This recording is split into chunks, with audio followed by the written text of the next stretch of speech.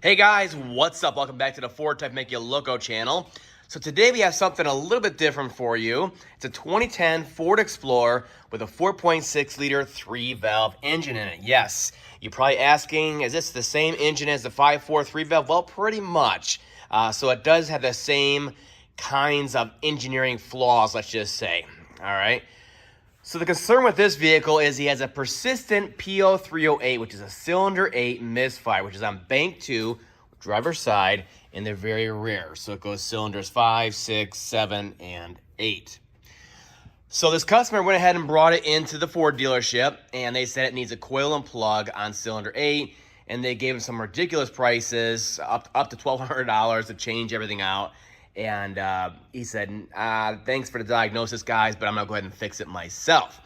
So he went ahead and he put in a coil and spark plug on cylinder number 8 as what was diagnosed by the dealer. But the code and the misfire have persisted afterwards. It's still happening, all right? So the first thing that I'm seeing with this, the first thing that I'm thinking with this particular vehicle is on the Ford Explorers with the V8 in them like this, all right? You see how the wiper cowl all the way across kind of snaps in the front here, right here? These little clips, and it snaps through to the body. Well, that is kind of like a wick. It wicks the water, let's say melting ice and snow and rain. It wicks it over through the channel here and into this clip, and then it drips right onto the coil. And the spark plug, you know, this little well right here caused by the valve cover. So it's like a little bowl sitting there ready to collect all the water that's dripping off of that clip. I've seen it many, many times. So he says it only happens when it's wet. So obviously that's probably the issue. You can see there's no real seal in there, and it'll drip right out and collect and cause a misfire, all right? But I pulled this vehicle in last night, everything was dry, and it was still doing it. So I went ahead and pulled some codes and stuff like that, bust a scan tool out, so you can see it. It's like a little, it's a baby, you know, it's like brand new as far as mileage goes. So we really shouldn't be having any major issues here, but I'm thinking it may come down to base engine here. We'll check it out here though. So here's the codes that are coming up. So of course the 316, but the main one being the specific is the P0308, which is a cylinder 8 misfire. The interesting part here, which may come into play later, we'll see, is that it's happening while it's cold like that. You see that? So the engine's just warming up. It's winter here, so maybe it's 30 degrees outside. It's just warming up. Start misfire. By the time it even gets to 60, it's already setting a code. You can see the coolant temp right there. All right, so the other thing that I do to see if this is really isolated, just that cylinder, is I'll go into the mode 6 data, okay? So let's go ahead and we'll scroll down to the misfires. Now, mode 6 data, if you guys don't know it already, is kind of like a record of what's been going on with your engine for the last dry cycles. And it'll record, you know, different kind of values for different items. But the ones we're interested in are misfire cylinder data, all right? So we're gonna look, now this will record how many hits you have for misfires. You can see, you know, it goes 1, 2, 3, all the way down to 8. We have 0 misfires on the count, all the way down, good. All the way down, it means 0 counts. So it'll record the misfires before it even gets past the federal threshold for a check engine light for a cylinder misfire. So if you don't have a misfire code and you're wondering which cylinder it is, you can come in here and see what's been going on for the last few drive cycles.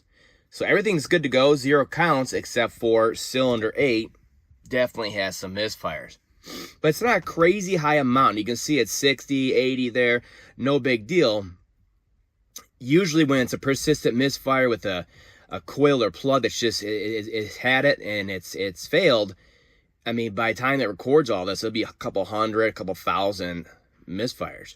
You can see right here, it's not even 100. All right, so we know cylinder 8 is definitely a problem. Great, now let's go ahead and verify. So On the Forscan tool, I can actually go into a power balance on here and watch the cylinder power output live. All right, so let's go ahead and do that, and we'll see if cylinder 8 is actively misfiring or not.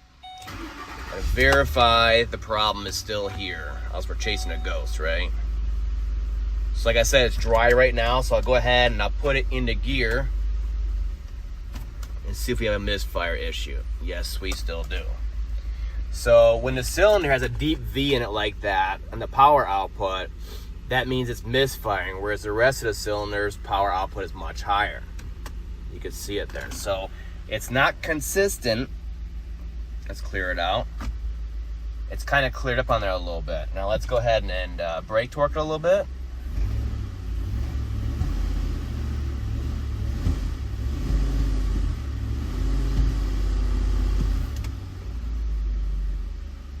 So we're only getting the issue when it's cold like that. So it's pretty elusive, you know. And considering the customer already changed the plug and coil in there, I think we have another issue, which is base engine on here. So, okay. Let's go ahead and check it out. So the very first thing I don't like about this is that everything is stock on here, stock on here, stock on here, except for cylinder 8. And you can see that coil appears to be fake to me. Now that has the Ford engineering number on it, all that good stuff, but the epoxy fill on it is way too high. Now it could be a throwaway Motorcraft coil that didn't pass QC or something like that, but this looks fake to me. So that might be the issue too, all right?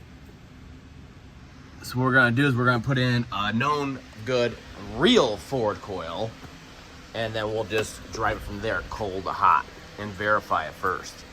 So what I'm talking about is the coil itself. If I can focus here. There we go. The coil itself, okay, this is a real coil right here, all right, from Ford. And you see how deep the epoxy is in there on top? It's pretty deep inside of there, all right? Whereas aftermarket and fake Ford coils, they'll fill it almost to the top. If I can get you a side profile. See how it's like smooth in the top like that? Looks like it's perfectly flush all the way across almost. Yeah, the Ford coils do not come like that. And not from the factory, as you see here, and definitely not service replacement ones. It's much deeper, just like that. So that worries me. So what I'll do is I'll go ahead and we'll pull the plug of the coil out. We'll check it to see if there's anything wrong with the installation of them, you know, side loading, cracking the porcelain, stuff like that. But besides that, we're gonna go ahead and we're just gonna put in a new plug and a real Ford coil, and then we'll just go from there. If it's still there, at that point, with the 543 valve and the 4.6 liter 3 valve, what we're looking at for a cold misfire like that kind of goes away and comes back randomly while driving, but it's not constantly there like a secondary misfire or mechanical issue, we're probably looking at a roller follower, intake roller follower on cylinder number 8 that has failed. So we'll have to pull a valve cover to verify that, but that's the direction I'm heading with this one. But first we need to isolate and rule out, you know, the easy stuff, which is the plug and the coil for that cylinder. Real quick, just for the heck of it, I don't think it's gonna show anything. We can also do a relative compression test on the scan tool. Now, I'm not going after fuel, not for something like this. It could be fuel, most likely not. Ford injectors are not a known issue. The PCM drivers are not a known issue. I just never replace them. What I'll do is a relative compression. So I'm not going after fuel because it's just not common, and it usually would not cause this kind of concern either. So let's go ahead and do a relative compression test just to make sure it's okay.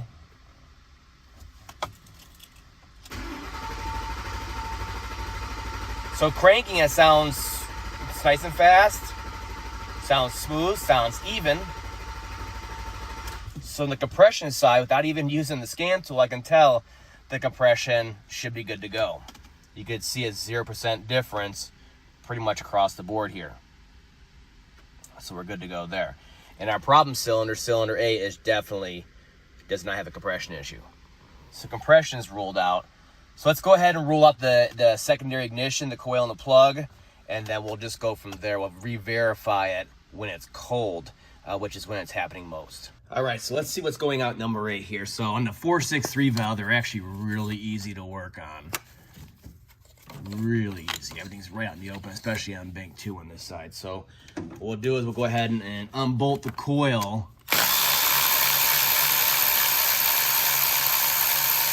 The first thing I want to check, because like I said, a snowstorm, it did come through here and everything's kind of starting to melt now and all that stuff, is I want to check for water. So I already blew off the area here. So we'll pull the coil out itself and we'll look at it. So, you know, this coil appears to be a Ford coil if you look at it from the side here, it being a dull finish, but some of the stampings underneath and stuff like that do not match. The epoxy being flush across the top, I don't like that. And then the paint mark on here is kind of just a little dab on there, whereas the Ford QC checks will be a big old slash across there of paint, of this silver paint. Where's the new coil at? Let me show you guys.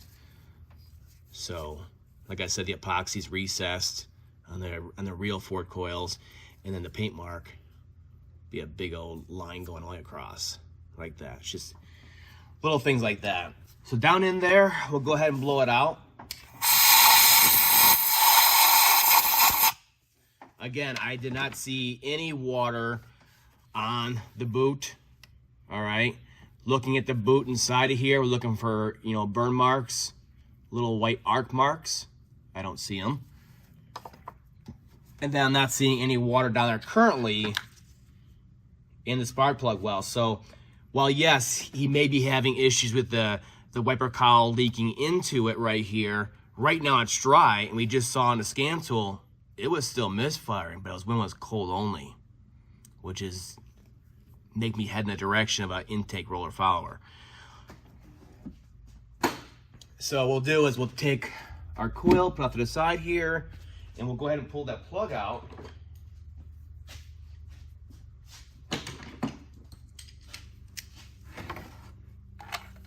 So what I use is either a specialty socket and extension that has a wobble on the end there, or I'll use a wobble extension and a regular 9/16 on here. And that's just so that you don't, in case you accidentally, while you're torquing it down, tightening it down, in case you accidentally side load it a little bit, you're not gonna put a lot of pressure on the porcelain of the plug. So we broke free. We can go ahead and get it out.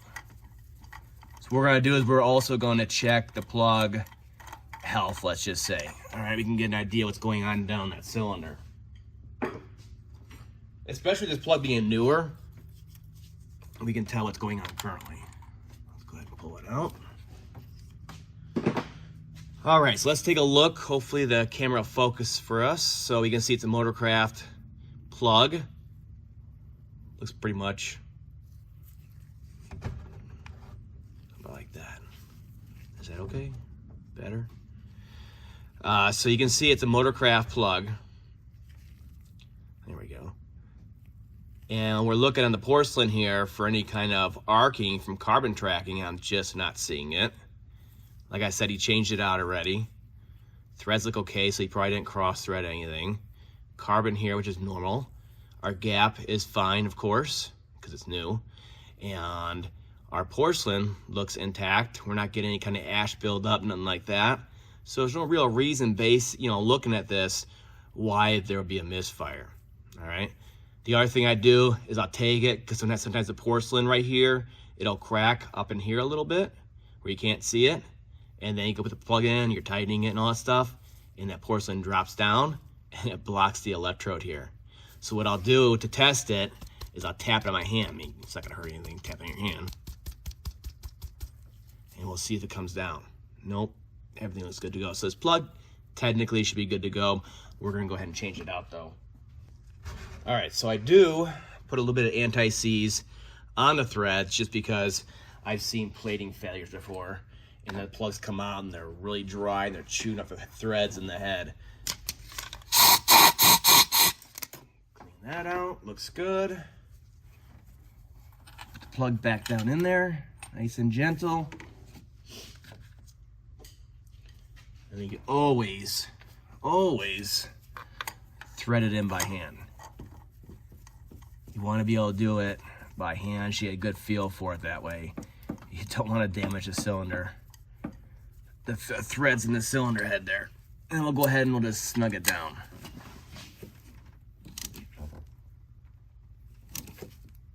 Without side loading it. All right. And then we'll just simply go ahead and put the coil back in. I mean, it's really simple. We're doing all our checks on the outside here, making sure everything's good to go. So this one is acting kind of like a secondary ignition misfire, especially when I'm loading it up like that a little bit, you know. But I have a bad feeling, even with the low mileage, that an intake follower is out on there. And if we get into it and pull the valve cover, I'll show you guys exactly what I mean about the intake roller follower and why it affects cold start running and misfires like that. Basically affecting the air-fuel ratio for this particular cylinder, all right? So if the calibration for the fuel injector is for 2 intake valves to come down and suck in air to that cylinder and air charge it, and only one is being actually actuated because the other follower popped out, that means it's twice as rich for that cylinder.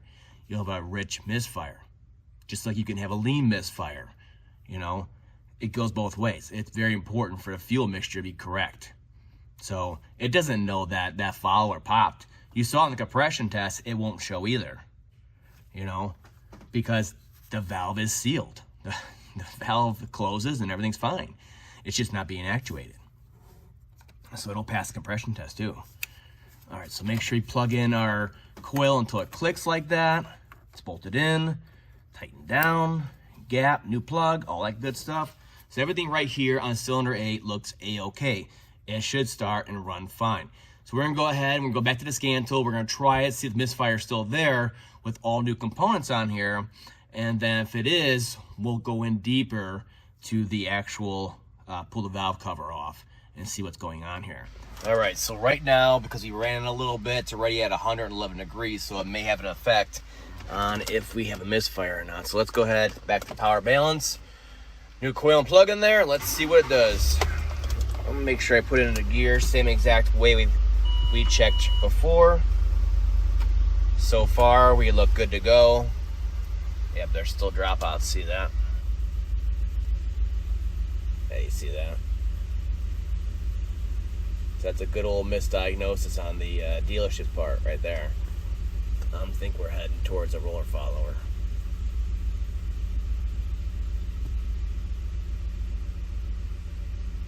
See, it's getting a little warm. Clears up.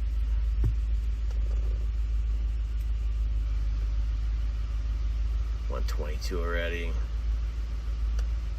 Yeah.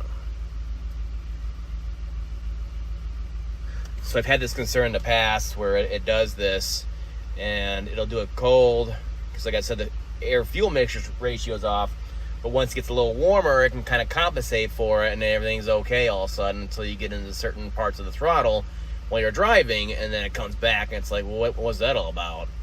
And we're not going to be able to duplicate that in the stall, but look at that, it's running perfectly fine now. So it's running fine. We are in gear. Let me try and brake torque it.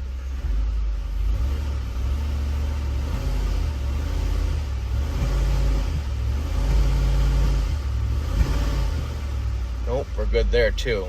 But like I said, we're heating up. So we're gonna go ahead and park this thing outside, and then I'll bring you guys outside in a couple hours once the engine gets nice and cold, and we're gonna check it again. If we see when this thing is cold, you know, 30, 40, 50 degrees, If it's cold and we still have a misfire in cylinder 8, all of a sudden until it warms up, then we're going in to pull the valve cover.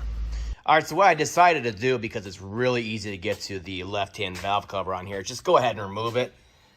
I know everything else is good to go. It's acting weird. It's acting just like a failed roller follower that has been spit out.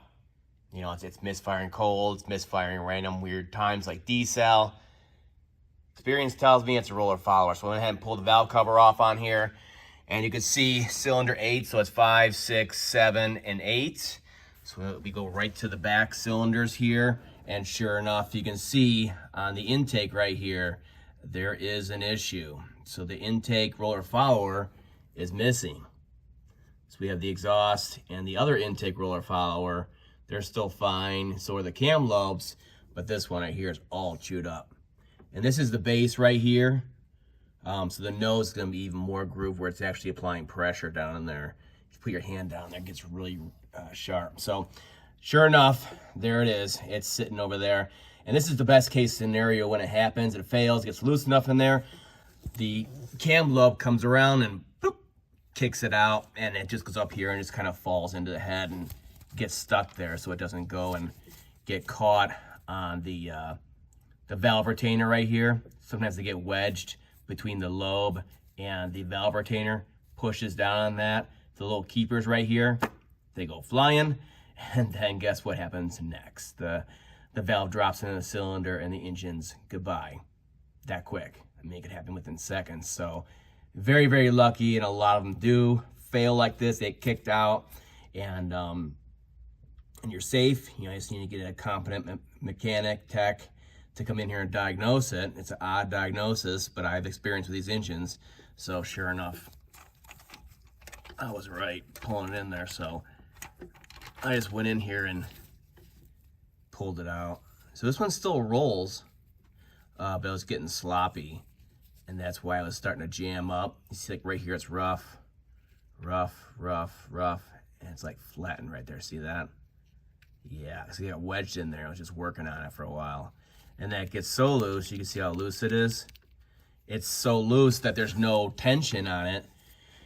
With the valve spring and a lash adjuster, there's no tension, so it just gets kicked out. And then you have half the amount of intake valves being actuated, and you get a cold, rich misfire.